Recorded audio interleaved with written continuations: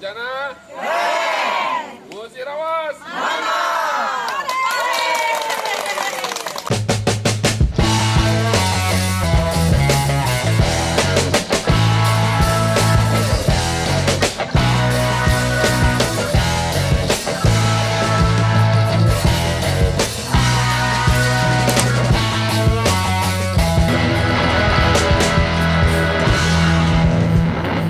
Assalamualaikum warahmatullahi wabarakatuh.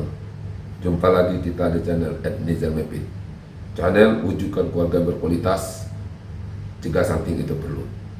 Sahabatku, ayah bunda yang berbahagia, terima kasih atas kesetiaannya dalam berpartisipasi, memberikan like dan subscribe, bahkan share video-video ini di channel @nizamepit ke teman-teman sahabat semua. Terima kasih, mudah-mudahan ini memberikan motivasi yang tinggi bagi saya dalam rangka mengembangkan channel edukasi wujudkan keluarga yang berkualitas. Sahabatku, kali ini kita akan membahas faktor apa saja yang berhubungan secara signifikan terhadap pelayanan keluarga berencana. Sebagaimana dilaporkan ke BKKBN, bahwa posisi Indonesia saat ini tahun 2023 itu menunjukkan upaya peningkatan status kesehatan yang dimana diukur melalui indeks pembangunan manusia dari tahun 2010 hingga tahun 2022 ini meningkat sangat baik, yaitu mencapai 72,9%. Sebelumnya pada tahun 2010 itu sekitar 66,3%. Sahabatku, kemajuan ini merupakan suatu hal yang sangat baik sekali bagi kita dalam rangka meningkatkan kualitas sumber daya manusia. Sahabatku, selain itu faktor yang kedua menunjukkan bahwa posisi Indonesia menurut data dari UNDP itu menunjukkan meningkat tiga tingkat dari 117 menjadi 114 urutan di dunia. Ini menunjukkan bahwa secara kualitas pembangunan manusia di Indonesia semakin lama semakin berkualitas. Secara internal, angka admit need atau masyarakat yang mempunyai batasan atau target atau sasaran untuk wujudkan keluarga yang berkualitas, yaitu usia yang produktif, kemampuannya untuk ber-KB tetapi tidak terakses atau terjangkau, itu target kita memang kecil. Tahun 2022 ini kita secara nasional mencapai 8%, tapi kondisi realnya pada tahun 2003 kita masih 22%. Ini yang berupaya kita untuk menurunkan ini, meskipun beberapa provinsi dan kabupaten kota angkanya sudah di bawah standar nasional.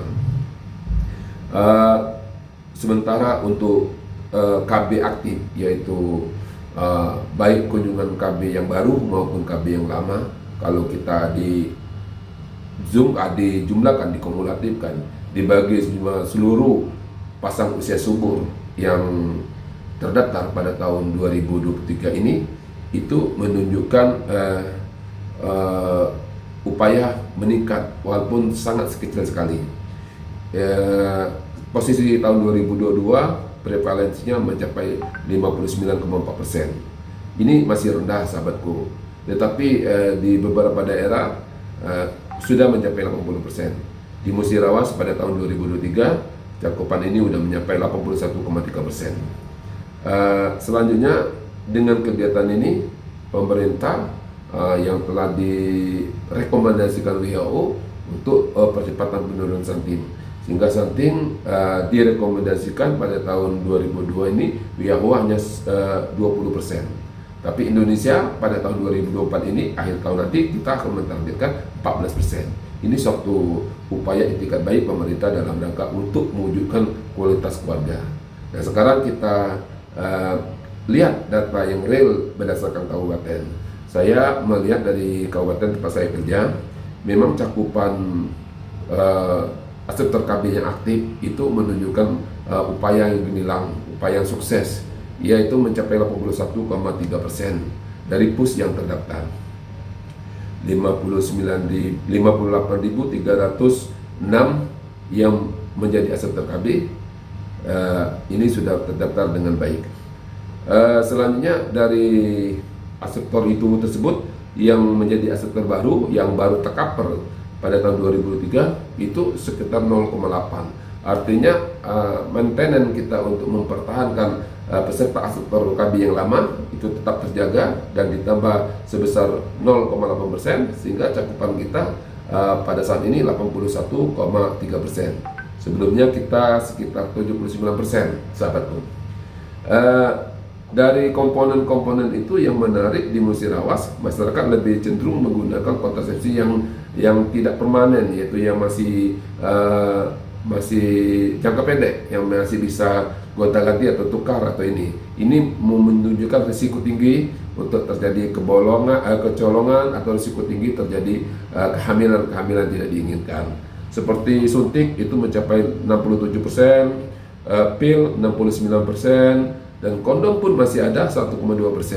Sementara yang kita sasarkan dalam edukasi wujudkan keluarga berkualitas, itu kita mengharapkan masyarakat itu memilih metode jangka panjang seperti implan atau susuk. Itu tercatat di laporan kami dari SIGA hanya 22%, sementara IUD 1,6%, dan metode operasi tidak mencapai 2%. Ini memang masih rendah, tapi kita masih berupaya untuk mengedukasikan makna-makna kehidupan berkeluarga berkualitas dengan menggunakan alat kontrasepsi keluarga berencana. Nah, dari data fakta ini, kalau kita analisis data Indonesia dan dibandingkan dengan negara luar, yaitu saya bandingkan hasil penelitian ini dari Indonesia, saya ambil dari SDKI, data dari sumber survei demokrasi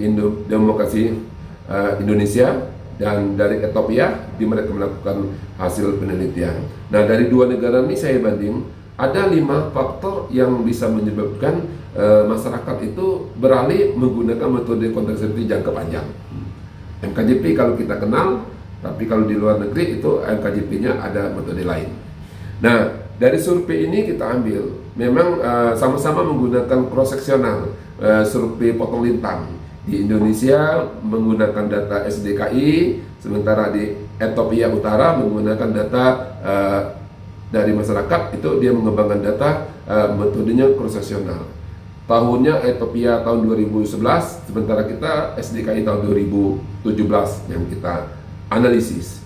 Nah, berdasarkan data itu, bahwa prevalensi MKJP di Indonesia memang lumayan tinggi, 28% yang menggunakan MKJP, khusus MKJP. Sementara di Ethiopia itu hanya 12,3%. Artinya ini Indonesia mempunyai upaya yang bagus dan sikap yang bagus. Nah, kita dulu variabel yang kedua atau faktor yang kedua. Dari aspek pendidikan, Indonesia maupun Ethiopia mempunyai kesamaan. Semakin tinggi pendidikan ibu-ibu yang memasuki usia produktif, dari usia nikah atau usia nikah sampai usia 49 tahun, dia mempunyai pendidikan tinggi. Jika pendidikan wanita atau ibu-ibu atau pasangan usia sebelum tinggi, maka dia kecenderungan menggunakan metode kontrasepsi jangka panjang. Kalau di Indonesia dia lebih dominan, 1,3 kali lebih besar peluangnya menggunakan metode kontrasepsi jangka panjang dibandingkan wanita yang usia produktif yang tidak menggunakan metode kontrasepsi jangka panjang. Takutnya kalau dipaksakan, ini kalau ada dipaksakan nanti bayi kecil takutnya itu. Jadi sampai nanti kalau kan bilang kali nikah kan, tidak mungkin apa nih kan? Jadi kalau bisa pas nikah nanti dan kita disiapin untuk kehamilannya. Jadi kalau bisa pas hamil di bayi sehat itu, yang perempuannya sehat. Jangan sampai bayi kurus pendek itu loh. Iya kan, ibunya kecil pendek kan, ya itu maksudnya. Jadi kan nanti dari Polindes, tim dari kabupaten, tim depan kayak anggurnya umur dikit deh. Aduh, Assalamualaikum. Kenapa nanti kalau ambil itu kamu juga belum pernah ambil kan muat muka, warnanya kecil kan kecil lagi badannya. Tinggal pun lagi sana. Lagi nyari kali lagi. Ya, jadi kalau bisa ambil lagi memang disiapkan juga kami lagi. Jadi makan yang gizi, makan yang darah, ya. Kamu bukan ambil darah, saya ambil ini kan darah. Tapi kalau bisa ambilnya disiapkan benar, ya.